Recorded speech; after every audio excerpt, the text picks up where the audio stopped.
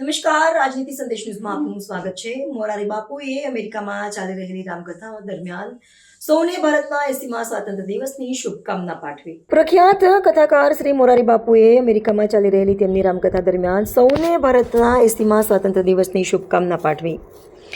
અમેરિકામાં સમયના તફાવતને કારણે તારીખ બદલાઈ ગઈ હોવા છતાં તેમણે એ વાત પર ભાર મૂક્યો કે 15મી ઓગસ્ટની ભાવના આપણા હૃદયમાં હંમેશા અકબંધ રહે છે.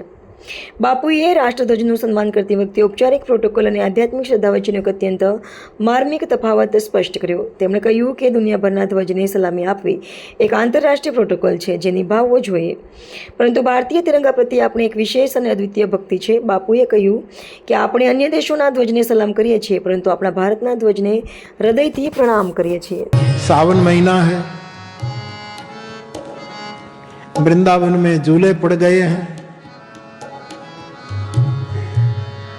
और आज देश में तो डेट बदल गई, लेकिन हमारा स्वतंत्र दिन 15वीं अगस्त है, 80वां स्वतंत्र दिन.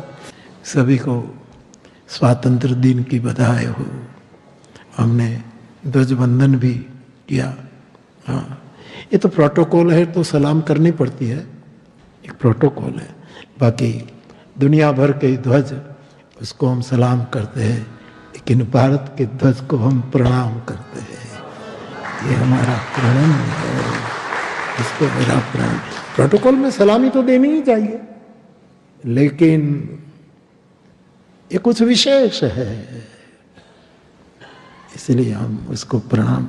तो उसकी भी बधाई सबको देर से भी